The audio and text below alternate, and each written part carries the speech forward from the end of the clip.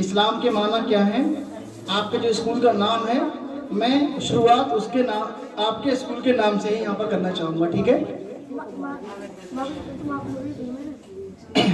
دیکھیے اسلام کے معنی سلامتی کے بھی ہیں، امن کے ہیں۔ اسلام سلام سے بنا ہے، امن، ٹھیک ہے؟ شانتی کی بھی ہے اسلام کے معنی، اور اسلام کے معنی فرما برداری کے بھی، اطاعت کے بھی ہیں، کیونکہ اسلام کی جو تعلیمات ہیں وہ کیا ہیں؟ اس میں ہم اللہ تعالیٰ کی بھیجی ہوئی تعلیمات کو مانتے ہیں اور اپنے اس رب کریم جس نے لوگوں کو پیدا کیا ہے اس کی اطاعت کرتے ہیں، اس کے لیے اسلام بنا ہے۔ اچھا، ایک دوسری بات یہ ہے، یہ جو لفظ اسلام ہے، یہ جو اسلام ہے یہ ایک دین ہے۔ دین کہتے ہیں زندگی گزارنے کے طریقے کو۔ دین کسے کہتے ہیں؟ ہم لوگ بولتے ہیں نا ہمارا دین اسلام ہے، تو اسلام کے معنی ہوتے ہیں فرما برداری کے، اطاعت کے، امن کے، سلامتی کے، ٹھیک ہے؟ اور جو فرما بردار ہوتا ہے وہ مسلم کہلاتا ہے۔ تو اسلام، ایک بات آپ لوگ ذہن میں رکھیں کہ اسلام جو ہے وہ جس دن سے اللہ تعالیٰ نے پہلے شخص کو اس دنیا میں بھیجا کائنات کو بنانے کے بعد، آدم علیہ السلام کون تھے؟ آدم علیہ السلام وہ مسلمان تھے، اور اسلام تبھی سے اس دنیا کے اندر آیا، ٹھیک ہے؟ اور اسلام جو ہے، اسلام کی تعلیمات صرف مسلمانوں کے لیے نہیں ہے۔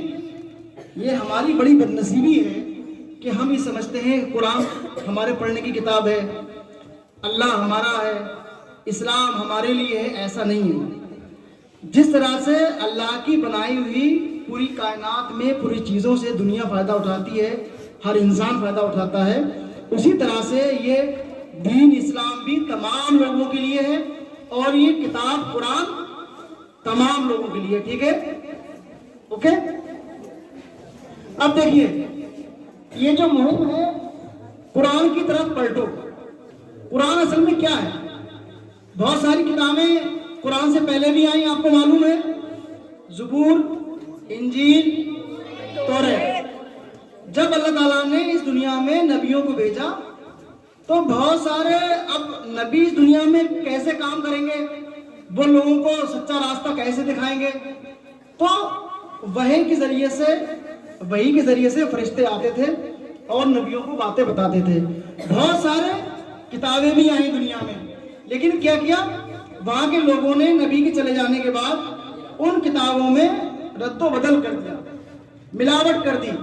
پھر جب مانوتا نے وکاس کیا، جب ایک ملک سے دوسرے ملک میں لوگ آنے جانے لگے، پھر آخر میں اللہ تعالیٰ نے جب کہ پوری مانوتا اندھکار میں تھی، جیسا کہ بچی نے جو نظم پڑھی ہے، ہماری آنکھوں میں آنسو تھے، وہی حال تھا پوری دنیا کا اور مکہ کا حال نبی کے آنے سے پہلے وہی تھا کہ لوگ ذرا سی بات پر ایک دوسرے کا مرڈر کر دیا کرتے تھے۔ اگر ان کا کنواں ہے اور انہوں نے ان کے کنویں سے پانی بھر لیا تو اسی بات پر وہاں پر مرڈر ہو جایا کرتے تھے۔ لڑکیوں کو زندہ دفن کر دیا کرتے تھے، لڑکیوں کی کوئی ویلیو نہیں تھی۔ اسی طرح سے وہاں پر سود تھا، جوا تھا، بہت ساری برائیاں تھیں، لیکن اللہ تعالیٰ کو ہم پر رحم آیا اور اللہ تعالیٰ نے اس دنیا میں نبی اکرم صلی اللہ علیہ وسلم کو بھیجا۔ نبی صلی اللہ علیہ وسلم اللہ کی طرف سے بھیجے ہوئے آخری نبی ہیں، آخری پیغمبر ہیں، اور انہی کے اوپر یہ قرآن نازل ہوا، ٹھیک ہے؟ نبی صلی اللہ علیہ وسلم نے 23 سال تک لوگوں کو سمجھایا بجھایا اور ایک ایسے راج کی استھاپنا کی، ایک ایسا راج بنایا جس میں تمام لوگ خوشحال تھے۔ لیکن آپ نے کوئی ڈنڈے کے زور پر یا زبردستی نہیں، بلکہ آپ نے لوگوں کو پیار سے، محبت سے سمجھایا، لوگوں کے دلوں میں باتیں بیٹھائیں، اور جو ہمارا ذہن ہے، جو ہماری مانسکتا ہے، جو ہماری پروٹی ہے، جو ہماری منوورتی ہے، جو ہماری سوچ ہے، اس سوچ کو بدلا۔ آج ہم دیکھتے ہیں کہ لڑکیوں کو بچانے کے لیے بیٹی بچاؤ بیٹی پڑھاؤ یہاں چلتا ہے، بیٹی بچاؤ اور بیٹی پڑھاؤ، لیکن آج بھی ہم دیکھتے ہیں کہ کتنا لڑکیوں کو ماں کے پیٹ میں ہی مار دیا جاتا ہے۔ اور آج جو महिलाओं के साथ अत्याचार होता है वो भी आपको मालूम है। रसूल अकरम सल्लल्लाहु अलैहि वसल्लम ने कोई अभियान नहीं चलाया बेटियों को बचाने के लिए, बल्कि आपकी तालीमात ने, कुरान की तालीमात ने लोगों के जहनों को बदला। आपने कहा कि अगर किसी के यहाँ बेटी पैदा होती है और अगर वो उसकी अच्छे से परवरिश करता है, पालता है, पोसता है और उसके शादी ब्याह कर देता है, तो वो जन्नत में मेरे साथ ऐसे होगा जैसे 2 उंगलियां। जो लोग बेटी के पैदा होने पर जिनकी नाक नीची हो जाती थी, वही लोग बेटी के पैदा होने पर अपने आप में शर्फ महसूस करने लगे कि हम तो बड़े आदमी हैं। आपने फरमाया मां के कदमों के तले जन्नत है।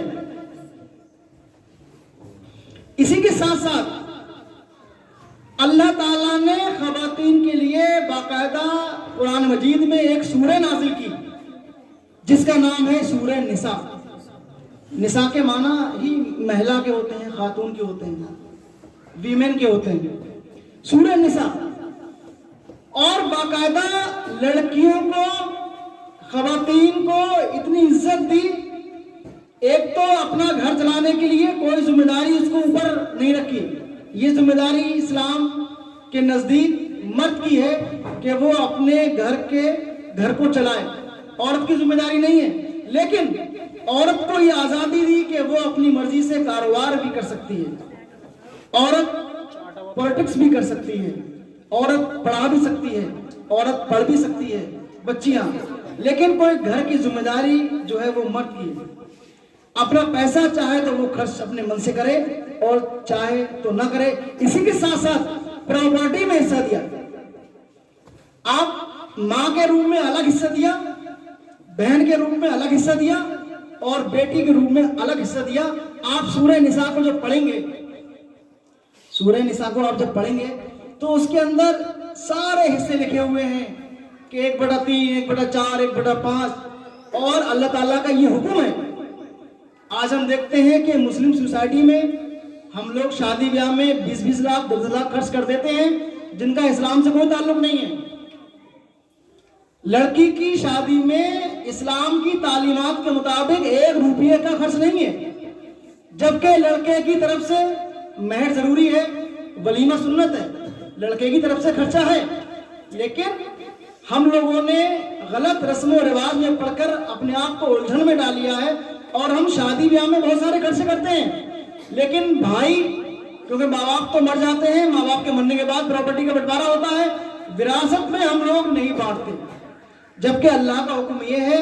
अल्लाह ने जब सारे हिस्से बांट दिए सबके, उसके बाद ये कहा कि अल्लाह की बांधी हुई मेड़ है ये। जैसे हमारा खेत होता है ना, हमारा खेत होता है, उसमें मेड़ होती है। अगर हम दूसरे की मेड़ काटेंगे तो हमें झगड़ा हो जाएगा। हमारे अपने खेत की मेड़ होती है ना, अगर 10 बीघा खेत है तो चारों तरफ से मेड़ होगी। तो अल्लाह ने कहा कि मेरी बांधी हुई ये मेड़ है, जो इसको तोड़ेगा वो जहन्नुम में रहेगा, और कहा खालिदन फीहा, हमेश हमेश रहेगा। अब आप अंदाजा लगाइए कि हम कितने नमाज पढ़ लें, हम कितना रोजा रख लें, कितने हज कर लें, कितने अच्छे काम कर लें, अगर हमने प्रॉपर्टी में, विरासत में लड़कियों को हिस्सा नहीं दिया, अगर उन्होंने माफ नहीं किया, तो आप जान लीजिए तो ये हमारा ठिकाना जहन्नुम होगा। बहुत बड़ा मसला है। हमारे उलमाए किराम भी इस पे तवज्जो नहीं देते। बहुत सारी बातें होती हैं इज्तिमात में, खिताबात में, लेकिन ये जो बंदों के हुकूक हैं, ये बहुत बड़ा संगीन मसला है। ये अल्लाह के जो हुकूक हैं, नमाज, रोजा, हज, ज़कात तो इंसानों के हुकूक हैं। अल्लाह ताला चाहे तो अपनी मर्जी से अपना हक माफ कर सकता है, लेकिन जो बंदों के हुकूक हैं, अगर मैंने आपका दिल दुखाया है, अगर मैंने आपकी गिबत की है, अगर मैंने आपकी चोरी की है, अगर मैंने आपका पीठ पीछे बुरा कहा है, अगर मैंने आपके बारे में गलत सोचा है और आपने मुझको दुनिया में माफ नहीं किया, तो मरने के बाद मेरी नेकियां, जब हिसाब का दिन होगा तो मेरी नेकियां जो है वो आपको दे दी जाएंगी। मैं बहुत कितना भी नमाजी परहेजगार रहा हूं, अगर मैंने किसी का दिल दुखाया है, जब क़यामत होगी, जब हिसाब किताब होगा और आप जब अल्लाह के सामने मुकदमा पेश होगा, तो वहां पर नेकियां होंगी तो कुछ होगा नहीं। जब नेकियां खत्म हो जाएंगी तो सामने वाले के गुनाह आप पे ला दी जाएंगे। یہ ساری باتیں قرآن مجید میں جو میں آپ کو بتا رہا ہوں، یہ میں اپنے پاس سے نہیں بتا رہا ہوں، یہ ساری باتیں قرآن مجید میں لکھی ہوئی. مگر افسوس کی بات یہ ہے کہ ہم قرآن مجید کو پڑھتے نہیں. قرآن مجید مسلمانوں کے لیے، تمام لوگوں کے لیے، چاہے وہ کسی مذہب کا ماننے والا ہو، وہ سب کے لیے. لیکن جو بچے، جو مسلمان، ہمارا ایمان ہے کہ یہ اللہ کی آخری کتاب ہے، اللہ کی طرف سے بھیجی ہوئی کتاب ہے، اب کوئی نبی آنے والا نہیں ہے، نہ کوئی کتاب آئے گی، تو ہماری یہ ذمہ داری بنتی ہے کہ ہم اس پر ایمان لائیں، اس کی تلاوت کریں، اس کو سمجھ کر پڑھیں اور اس کی تعلیمات کو لوگوں تک پھیلائیں. یہ قرآن مجید کے ہمارے اوپر ادھیکار ہیں، حق ہیں. تو میں آپ لوگوں سے یہ ریکویسٹ کرنے آیا ہوں کہ آپ لوگوں کو ایک ایسا سماج بنانا ہے اور ایک ایسے سماج کا نرمان کرنا ہے، کیونکہ آپ یہ جو کلاس روم ہے، اس کلاس روم کے اندر جو ہے وہ راشٹر کا نرمان ہوتا ہے. پڑھائی نہیں ہوتی ہے، پڑھائی تو ہوتی ہے، لیکن یہ جو ٹیچر ہیں یہ راشٹر نرماتا ہیں. کیونکہ جو آنے والا دیش ہوگا، جو آنے والا بھوش ہوگا، جو آنے والا کل ہوگا، اس کے مالک آپ تمام لوگ ہوں گے اس ملک کے.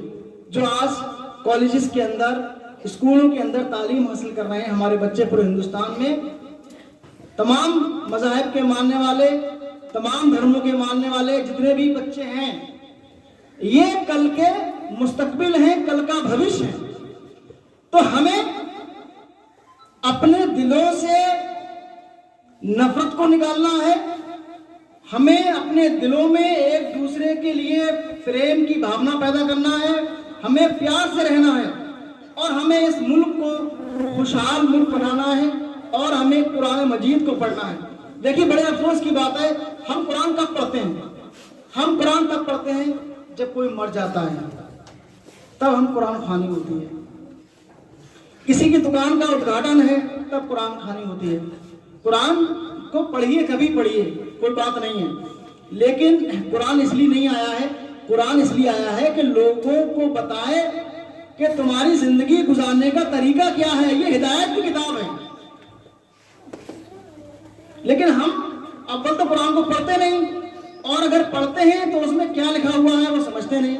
جیسا کہ ہمارے راشد بھائی نے شروع میں کہا تھا کہ دنیا کی ایسی کوئی کتاب نہیں ہے جو بغیر سمجھے پڑھی جاتی.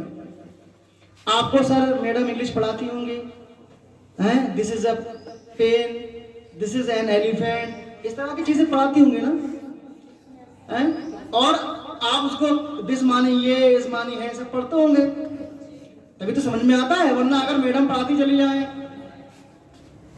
اور آپ لوگ نہ سمجھیں تو کیا فائدہ.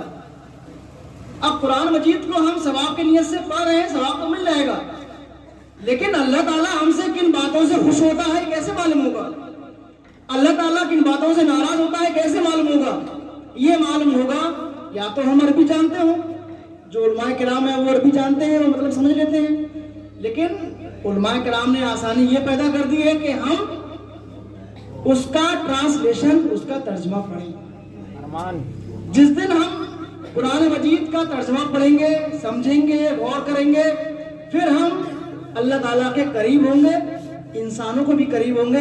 کیونکہ قرآن مجید میں عقیدے کے تعلق سے انسانوں کے انسان پر کیا حق ہیں، پڑوسی کے کیا حق ہیں، ماں باپ کے کیا حق ہیں، ہمیں کیسا سماج بنانا ہے، ہمیں دنیا میں حکومت کیسے کی جاتی ہے، انصاف کو کیسے قائم کرنا ہے، بھائی چارہ، پیار، محبت، نفرت کا خاتمہ کیسے ہونا ہے، انسان ترقی کیسے کرے گا، قرآن نبیوں کے واقعات، توحید کیا ہے، مرنے کے بعد، جیسا کہ ایک تقریر بھی ہوئی تھی آخرت کے موضوع پر کہ مرنے کے بعد جب ہمارا حساب لیا جائے گا کیسے کیسے منظر پیش آئیں گے، اس دنیا میں نبی کس طرح سے آئے.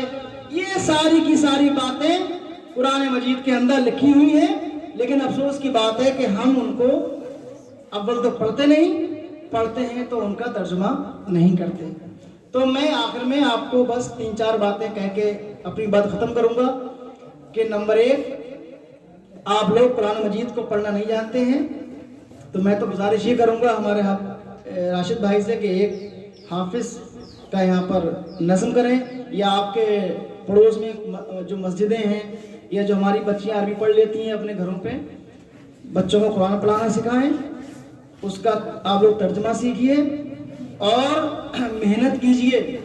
अपना टाइम मोबाइल में ज़्यादा मत गुजारिए। ये मोबाइल जो है इससे फ़ायदा भी है और इससे नुकसान ज़्यादा है आप लोगों के लिए।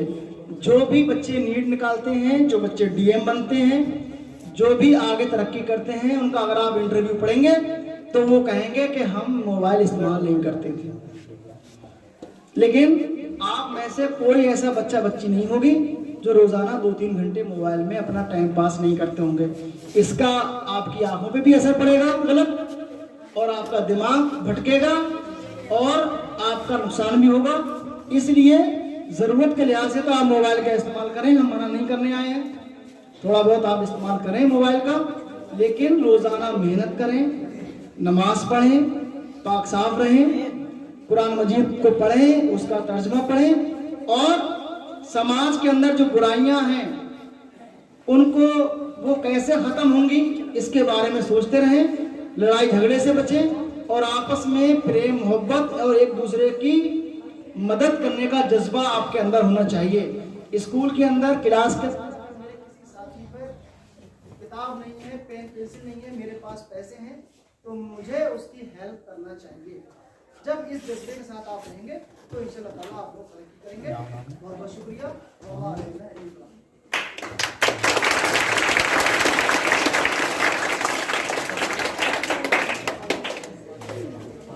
FM mode, AUX mode.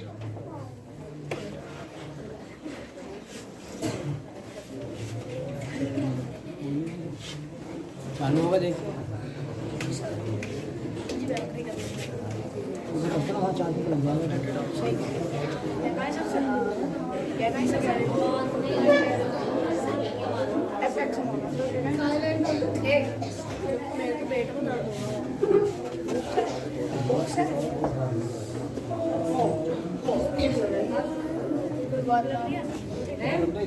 इधर रख दो, इधर चार्जिंग मिल जाए, चार्जिंग सीढ़ी में आ जाएगा, इधर से वहाँ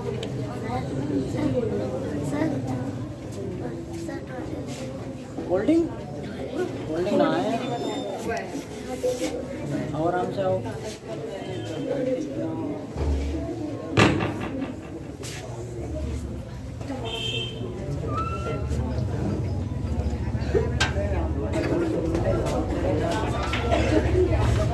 अरे